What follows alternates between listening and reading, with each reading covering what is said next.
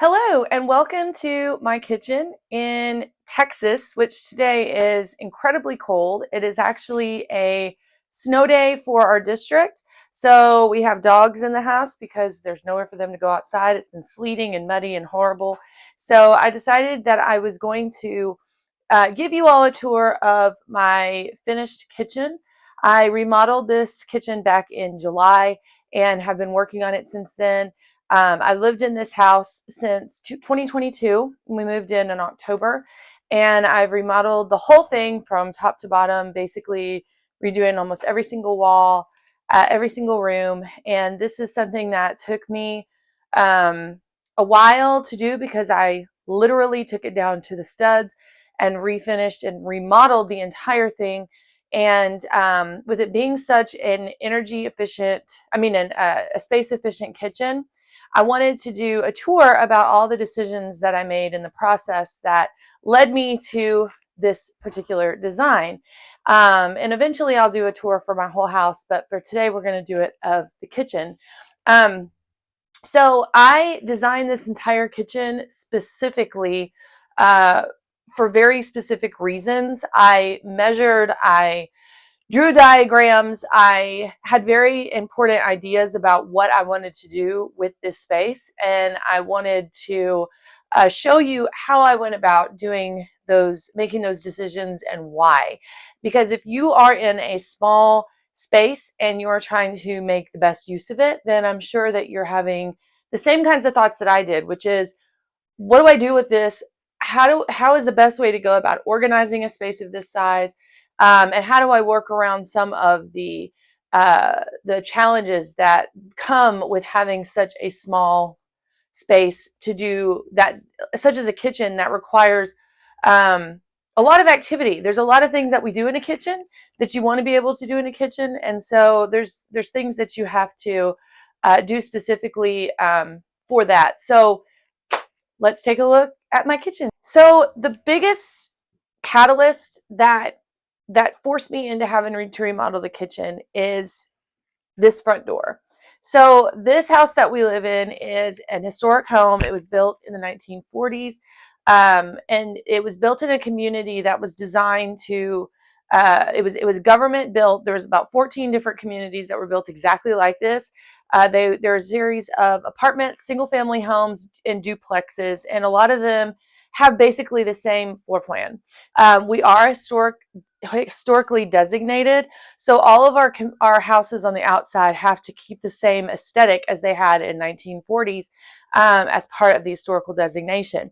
So you have to realize that in the 1940s, houses and the way that they use the houses were very, very different. And in my particular home, when I bought it in 2022, the biggest challenge was when you walked into this front door, you walked into literally the fridge. There was a fridge right here. This right here, where you see it open, was a wall. And then there was this huge fridge that was far too large for the space. It stuck out really, really far. It had these huge swinging doors. Every time I would come in and my daughter was, getting something out of the fridge, the doors would hit each other. And just walking literally into the fridge was horrible. And so I knew that I wanted to move the fridge over. Right here was a washing machine. That's where the washing machine originally was, I assume. And then I had my dryer in the back. There's an addition onto my the closet in my the primary bedroom, which I went ahead and took care of that and moved the washer back there because I don't want a washer in my kitchen, obviously. So I did that pretty quick when I moved in, and then I ended up getting a dishwasher where I put it right here, and then I added a countertop over the top of that dishwasher, thinking that would be a good way to help me add some countertop space. But I didn't ever like that setup. I just didn't like it. I wanted to get rid of this wall that was right here. And so, because I wanted when you walked in to walk into more of an open concept so that you could see the living room and see the dining room better.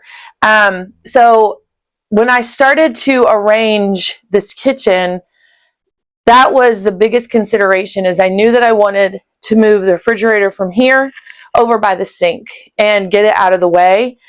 And so when I started looking for refrigerators, there must be like a huge demand for small refrigerators right now. I assume that there's a lot of tiny homes, maybe even RVs and stuff that are wanting to get some of these tinier fridges. And it was quite challenging.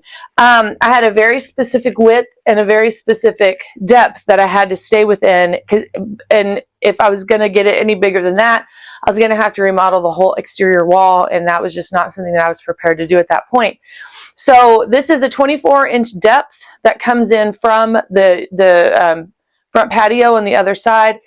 And then I believe that this was 28 inches wide. If you measure a typical fridge, I believe the typical width is like, I don't know, 27, 28 inches deep, and then it's like 33 inches wide. So trying to find this particular size that was not super tiny was a bit of a search, and it took me about 4 months. The first one that I ordered ended up being permanently, they kept postponing the delivery date, and then they eventually just canceled it altogether because they just didn't have enough product to be able to sell. So I ended up having to search for another one and found this one, and I'm perfectly happy with it. The issue is that there's a lot of small refrigerators, but they're designed to be like dorm refrigerators or secondary refrigerators in someone's office, or maybe like a man cave or something like that. They're not designed to be primary refrigerators, so they look really cute and they would fit, but they just don't have the cubic feet on the inside that's able to store any type of food. So I needed, even though there's only two of us living here, myself and my daughter, I still needed it to be functional for that purpose. So I ended up finding this particular fridge. The one thing about the freezer is that I did need enough freezer space because I don't have a secondary freezer. And usually refrigerators that are this small don't have ice makers that come within them. So this right here is my ice maker, and I keep it on top of the fridge. My daughter and I are both tall, so getting the ice is not a problem whatsoever. I have a puppy coming in here to say hello. Hello, Scarlett. This is our next door neighbor. These puppies play together. I have my daughter. I have my puppy that is probably in my room under my bed, and this is Scarlett. And she came over to play because the backyard is horrible and they're going a little bit crazy. So anywho, so that's the story about how this refrigerator came to be, and the story about how I started designing the kitchen to be. So taking out this wall was going to be something that I really thought about a lot. There was electrical wiring that was in it that I was going to have to figure out where I needed to, move light fixtures and light switches, and was it load bearing? And there's all these questions I had. Come to find out, it wasn't. And it wasn't as difficult to take out as I thought it was going to be. And it is a game changer that I ended up taking that wall down. This kitchen, their finishes still are not finished completely. I still have crown molding that I want to put up. There's still a lot of trim and edging that I have not finished. I'm not a carpenter. I'm not an engineer. And I'm not a contractor by nature. So some of these little, I don't know if you can see it, but some of these finishes I'm just not great at. And I probably am going to have to hire like just a handyman or somebody just to come over and do some of this detail work. But overall, it turned out really, really well. So let's take a look at the sink area and how I came to decide what kind of sink that needed to go into this kitchen. So this is the sink area. And one of the things about the kitchen is this window. This is something that all of the kitchens had, was this window, which is fine because I have gas appliances. So I wanted to keep the window for ventilation purposes. I also like having the natural light come in through the kitchen area. And so I did, but that was going to mean I didn't have this wall that I had to work with as far as like storage or I couldn't hang anything right there. So, and the refrigerator was going to go over the window to some degree, but that's okay. I really like having it there. But as you can tell, this is the space that I have between the wall and this other wall to have a sink and to have the refrigerator. I knew that I wanted to get rid of the dishwasher. I didn't mind getting rid of the dishwasher because, quite honestly, I didn't really use the dishwasher, but I've never lived in a house that didn't have a dishwasher before. So that whole going through the planning process and trying to figure out, like, can I just get rid of the dishwasher? It did take a little bit of time. And this is something that I would suggest to anybody that is going through the planning process of a small home. What are you okay with getting rid of? And how much of the things that you think that you need are because you grew up with them? And I always grew up with the dishwasher, but I realized that for just the two of us, I really was hand washing a lot of the pots and pans anyways. And then it was taking a little bit of time to get enough plates and silverware into the dishwasher to be able to even run it. So there's, dishes that were sitting in there for days at a time. And I'm like, that can't seem good. So when it came down to it, getting rid of the dishwasher turned out to be not a problem whatsoever. But I did know that that was going to mean that I was going to need a sink that was large enough to actually do all the dishes.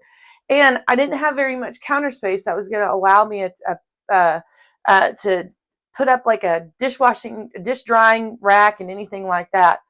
So when I first moved in, this sink was a double compartment sink. It was old. The kitchen spout was like just a regular old kitchen spout. It was horrible. So I decided that I needed to get a deep farmhouse sink, and I ended up getting one of these little collapsible dish bins. Basically, it just goes and it kind of creates a little compartment within the sink, but I can take it out if I want to. I use that all the time, which has been very, very helpful. I knew that I wanted to get a spout that had enough space to where I could wash a pot and not feel like it was hitting into the bottom of the sink. Those kind of things make a huge difference. And I also wanted to get one that you could pull down and you could move the spout around so that I could easily clean the inside of the sink and clean the inside of pots and pans. So that worked out really, really well. Another one of these things that I got, and I'll see if you can see it here, is one of these glass rinsing little contraptions. Because I think right there, no, because the dishwasher was in here, there's an extra hot water spout underneath the sink where they had done plumbing for where the dish or the washing machine where it sat. So I was like, I might as well take advantage of that. So I hooked up one of the hot water supplies to this little spout, and then just used it as a glass rinsing tool, which is fantastic. And then I also went ahead and have um, this strainer on the sink, and I use that for straining when I wash fruits and vegetables, when I strain pastas and stuff. I keep it sanitary, and then I also use it to help me with additional space for like clean silverware and stuff like that. So this whole area has turned out to be very efficient when it comes to how I use it. Now, the other issue that I was having to deal with was all of the space that is above the refrigerator, because it is wasted. It's a lot of space, and I needed to be able to use it for function. So this is something that I just recently did this last week. When I started working within my kitchen, I had to really like pay attention to the behaviors, the natural way that I was using the space around me. One of the things I noticed was all of my mixing bowls. I have these 3 mixing bowls. Every time I would wash them, I put them above the kitchen. I mean, above the refrigerator. I don't know why I did that. It's just what I was doing. And I was like, you know what? If that's where I'm naturally putting them, then I'm going to find a space for them to go there. So I got the shelf. I put that right there, and that's working out really, really well. I have these cutting boards and these serving trays. I put them back here against the back, and then I have all of my glass pans that are up here on the top of the sink, and they are in this little, it's like an accordion separator that I got from IKEA. It was like $4.99 or something, and they can just stand upright up there, which works out perfectly. So this space works really, really well. And then above the sink, there was actually a light that was above there at one point in time. I never used it. I ended up replacing it with those can lights.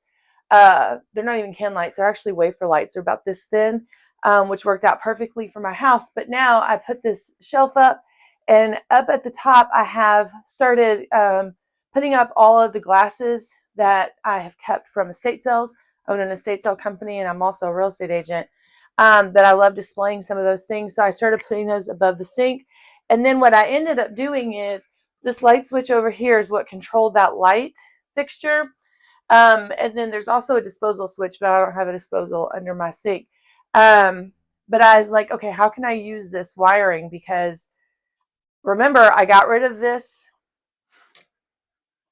I got rid of the wall that goes right here, and that's where my light switch was for all of my lights. So what I ended up doing, this thing right here is actually a remote control. It's got a sensor on it, and then it connects to this light right over here, and all of the lights that are on the ceiling they're all one big, it's what is that called, where they connect to each other. Anyway, it starts over here, and it's just going to keep going over here. So this light switch stays on all the time, and then this little light switch can turn off and on. So it worked out really, really well.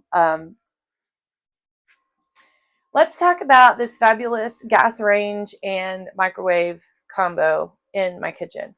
When I first moved into this house, there was a microwave. The lady left so much of the furniture in this house when I bought it. And the microwave was one of those things. It was a countertop microwave. I don't know how in the world I even functioned. I mean, I probably think that the countertop that you see in this video is probably the only countertop space that I had, aside from what was above the dishwasher.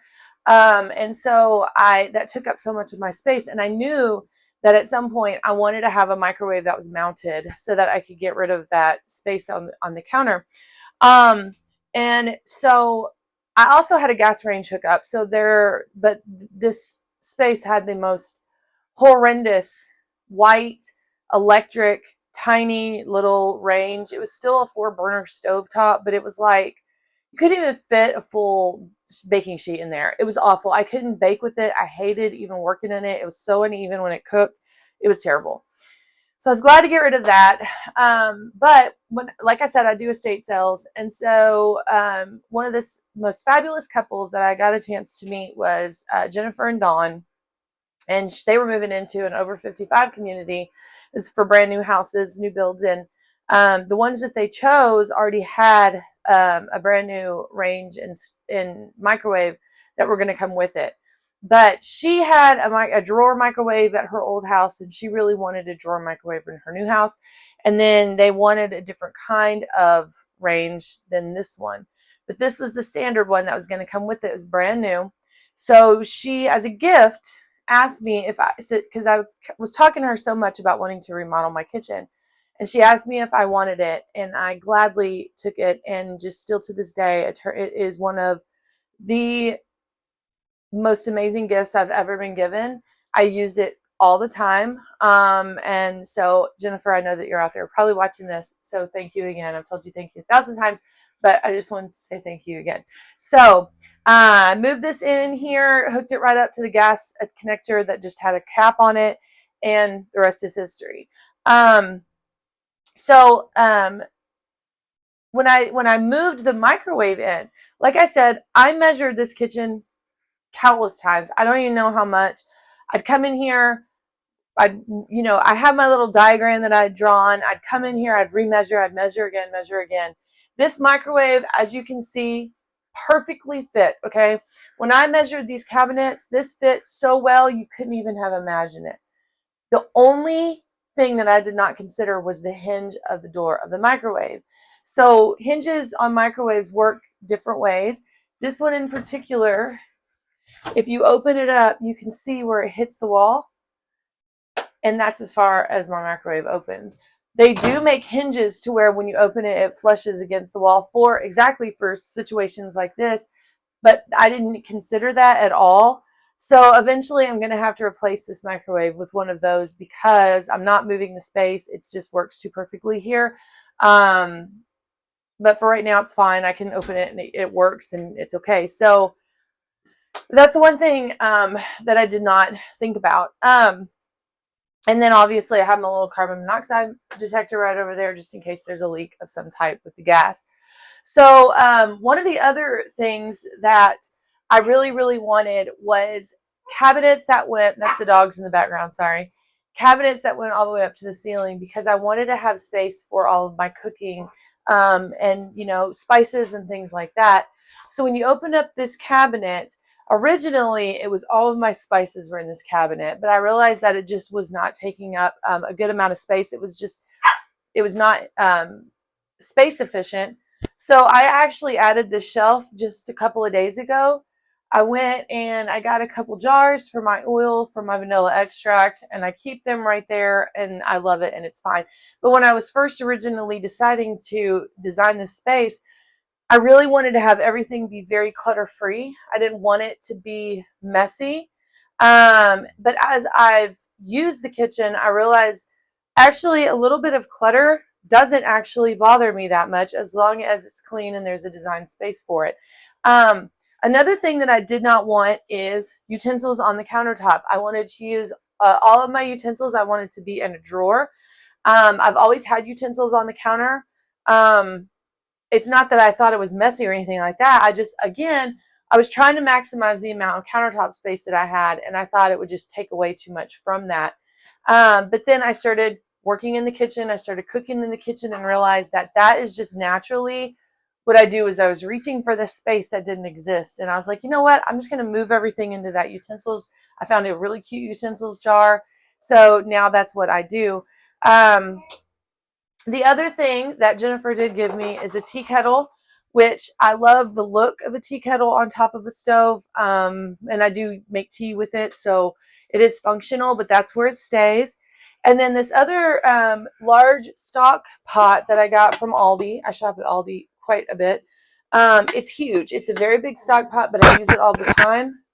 It actually stays right there on my gas stove as well. And very rarely do I have to move it out of the way, or I just use it to cook. So it doesn't, again, once I started actually utilizing the space and I walked in here, I did not feel like this was cluttered. I felt like it was being used. So it didn't bother me as much as I thought it was actually going to. So the other issue was going to be how I was going to use all of these, this cabinet space. And that again has kind of evolved since I've even been using the kitchen in the last couple of months. So one of the issues was flour and sugar. And I started, another tip that I would have if you're starting to really be cognizant of like space and space efficiency and stuff like that is really pay attention to the things that get on your nerves, the things that bother you, and how you utilize the items that are in that space. So I say sugar and flour because this is something that bothered me so much. Whenever you have a flour bag and you're trying to use it, you'd have to roll it up to put it back in its bag, and then you'd have to set it inside of your cabinet to get it back out again. When you open that bag, you have flour that just pops out. It doesn't matter how clean you think you put it in. The other issue is bugs. And so there was one particular bag of flour that I don't think that I had used or I bought and I just hadn't opened yet or something. And I opened it up and there was gnats inside. And so I had to throw that away. And I figured I needed to have jars. But the problem with jars is, I'm going to show you. So this is my flour and my sugar. So you can see on the top how large the opening is. When you use flour and sugar, most of the time when you're cooking with it, it calls for at least a cup. And in order to, I wanted to be able to have a jar that was open enough at the top where I could stick a cup, measuring cup at the top, and actually be able to get it out and level it. Well, that's a big jar. And so it was going to have to be big enough to where it could hold a bag of sugar and a bag of flour. The rim was going to have to be wide enough to where I could put in a cup measuring spoon. It was also going to have to be short enough that it didn't take up so much space in the cabinet. So I shopped online couldn't find what I was looking for, and I ended up going to IKEA the other day, and I found these amazing jars. I think the jars were $7.99. The lids were like $2.99, so they're $10 jars, and I got one for the flour and the sugar. I also got a bunch of these jars so that I could just make it look nicer. So I've got like my oatmeal back there, protein powder, that kind of thing. I've got baking powder and baking soda, and then various cooking, sprinkles and stuff like that for cupcakes and whatnot. The other thing that I got in around the Christmas holiday, when I was starting to realize I wanted to cook more, is I got some little mini appliances that you can use for different things. I got like this thing right here as an egg. It makes hard-boiled eggs. You can put 6 in there. Right back there, you have a little mini food processor. Again, I don't make things at that much of bulk that I needed to have a huge food processor. But all these little small ones were like $10 or less. Like if you go to, they were little gift items, and they work perfectly. And so I ended up finding a space for them in the cabinet. And it's perfect. So this works so well for what I need it for. The other thing that I did want to have space for is my measuring cups, which are right there, and they fit perfectly. So that is that. One other thing, this background right here, this little, what looks like subway tiles, is actually stick-on, it's like little stick-on tiles from Family Dollar. I was actually not going to put a backsplash in my kitchen. I did it on purpose. I painted it white. I just wanted it to be real clean and neat looking, and it drove me crazy. That's how this wall ended up blue, actually. This wall was just going to be white. I decided I couldn't stand it, so I went ahead and I painted this wall blue, and then I just hung up these little subway tiles that are $1 each, and it's like 24 by 24. So I ended up hanging those up, and it's add a lot of depth, I think. This little sign right here, it says kitchen. These little, the N and the T were actually green. I actually painted them the same color as the wall so that it would match. And I just love that little addition. I think it adds a lot. I think it brings a lot of the kitchen together because it's like stainless steel, the white, and then the black and the blue. So I think it works out really, really well. So this is my countertop space, and this is actually not even a countertop. This is a carpentry bench, and I'm gonna, here in just a second, I'll show lower so that you can kind of see. I said that I owned estate sales. I do estate sales for people. Jennifer and Dawn were the ones that gave me the range, but at their house they had this amazing carpentry bench, and it just sat there and nobody bought it for like the whole time that we were there.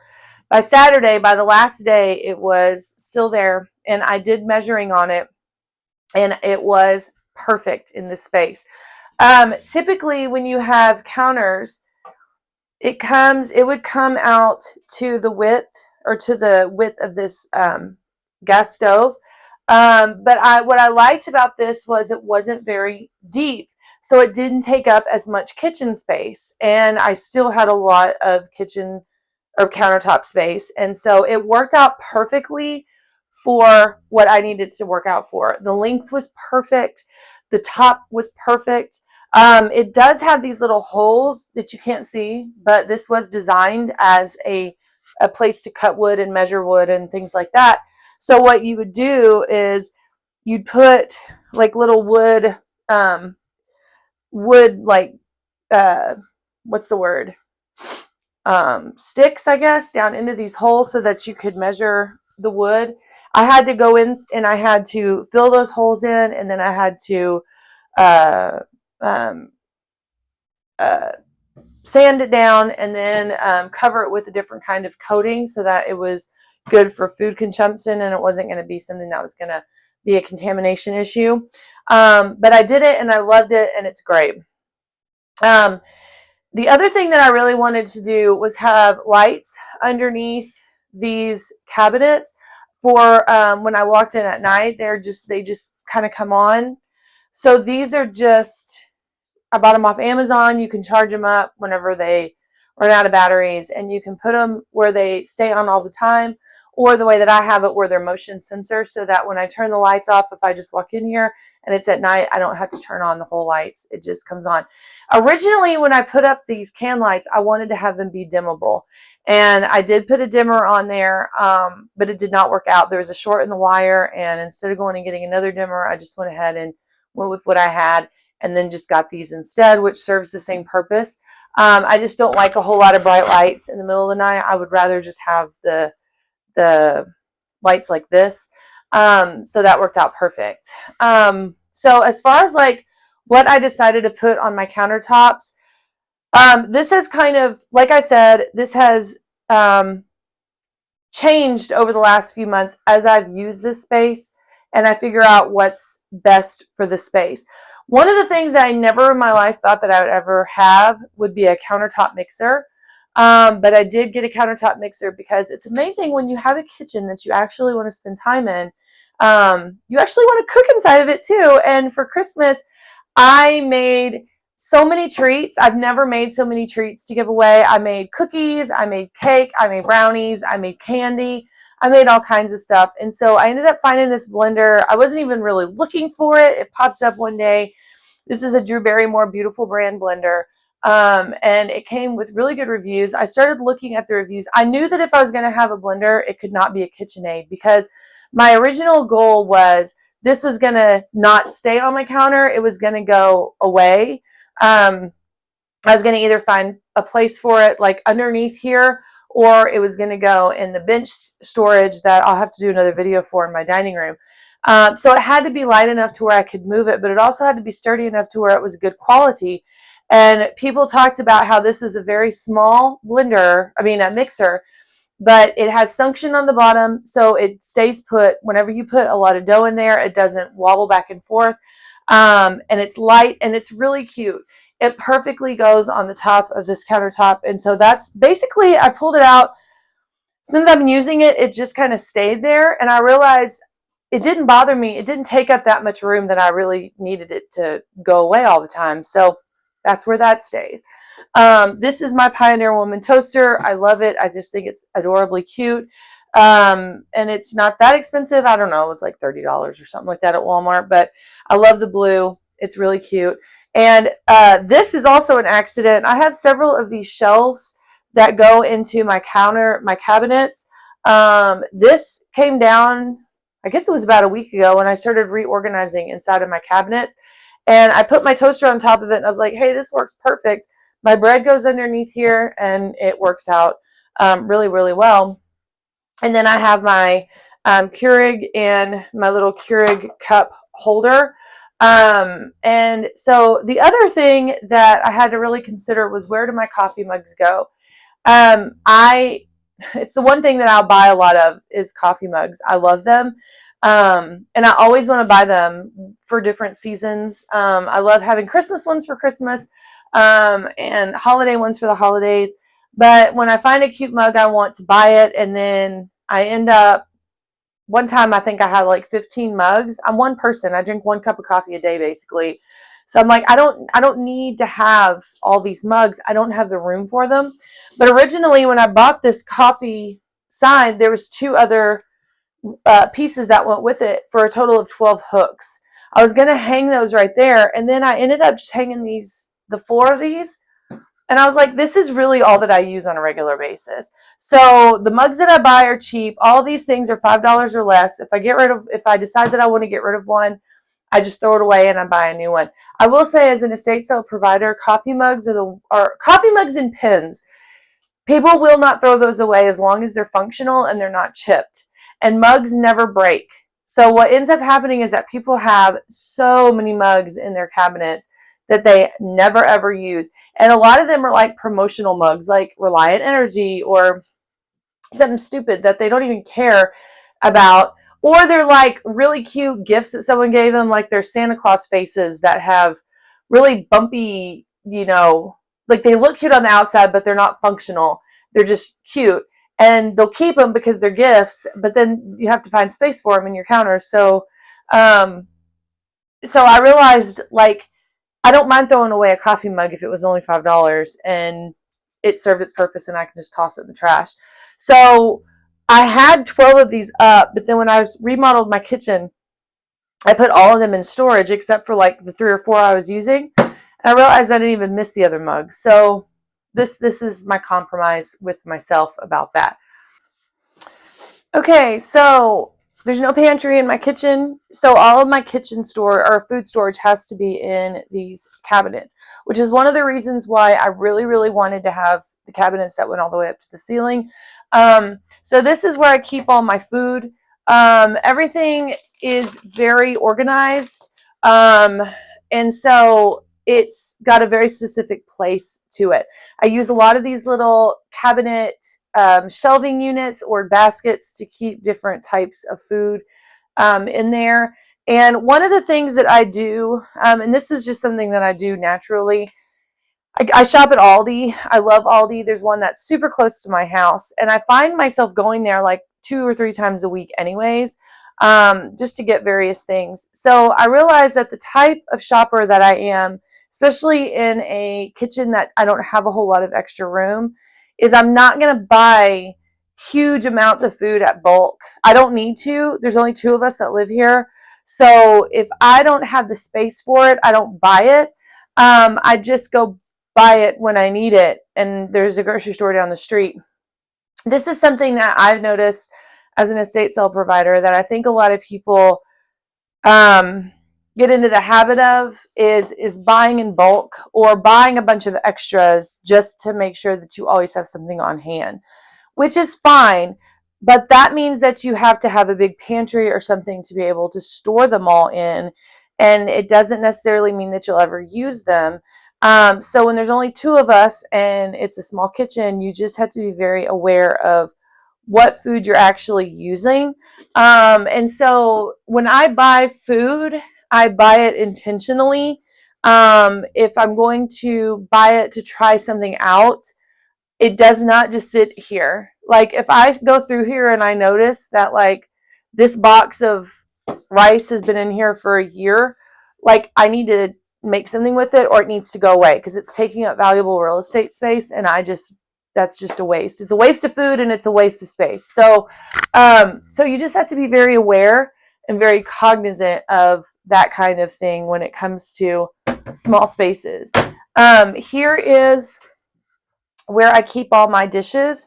So I told you that I own an estate sale company, and I'm constantly put in front of other people's stuff all the time. You think that I'd want to buy things all the time, but I really don't. There's only been a few things that I've really, really liked over the years that I've really wanted to purchase and keep for myself. And Fiesta Ware that you can see here is one of those things. This lady had a very large collection of Festware, and I told her, I said, Joan, this is calling to me. We were there every day for like, I don't know, we were there for a long time, like 4 or 5 weeks. She had a very large estate that she was selling, and I just kept staring at that Fiestaware. The problem with Fiestaware is it's big and bulky and heavy, and you have to have room for it. So I had to ask myself, is it worth trying to find the space to put it? Do I love it that much? And the answer after a few weeks was yes. Again, this is not a lot of space to keep all of the dishes. It is a lot of space as long as you really know what kind of dishes you really want to use. Is it enough to keep 20 extra wine glasses just in case someone comes over and wants wine? No, but it is enough for what we need it for.